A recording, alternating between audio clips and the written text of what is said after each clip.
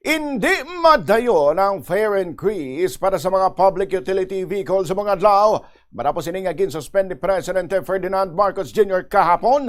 Sa ginpagawa nga video message, ginmanduan ni Presidente Marcos ang Department of Transportation nga i-defer ang hike nga ipatuman kung tani subong.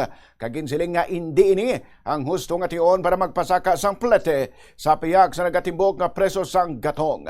Ginkompirma man sang Department of Transportation nga nasuspend na sini ang implementasyon sang PUV fare adjustments agud mapahagan-hagan ang palasanon sa mga commuters.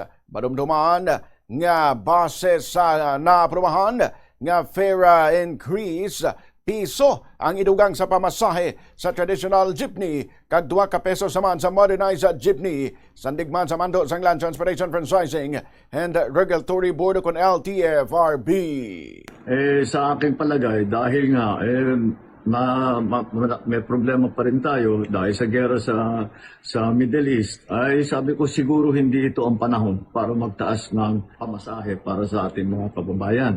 Kaya tinutos ko sa DOTR na suspendihin muna ang fare hike at i-defer muna natin yan, i-postpone muna natin yan dahil nasa gitna ngayon tayo nitong sitwasyon na ito na kailangan patuloy ang ating pag-alalay sa ating mga commuter, sa lahat ng mga ating manggagawa, mga estudyante, lahat ng gumagamit ng ating transport system.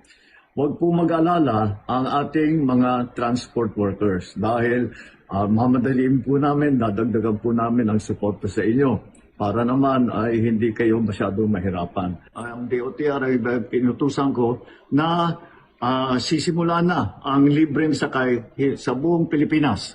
At pwede po ninyong gamitin na muna yan para pangbawas gastos sa pang-araw-araw. Nabalian si Presidente Ferdinand Marcos Jr. Sunod naman kay Transportation Acting Secretary Giovanni Lopez, nagapangita na sila sa iban nga mga programa kag inisatibo agud suportahan ng drivers kag commuters para usang free rides kag expansion sang fuel voucher distribution. Sunod sa iya ginapadasig Manila ang release ang fuel subsidies para sa mga qualified nga PUV drivers kag operators bilang dugang nga assistance. Nagapakigangot naman sila sa mga toll operators para sa posibilidad sa paghatag discount sa mga motorista. Ginatag naman sa DOTR nga ang suspension order ang nag-apply lang sa fare adjustments para sa land transport. Ang mas mataas nga fuel surcharge sa mga airlines alin sa Abril 1 tubtob 15 ang ipatuman gihapon. Amuman ang authorization sang Maritime Industry Authority para sa mga ship operators nga magkolekta sang 20% sang base fares bilang fuel surcharge.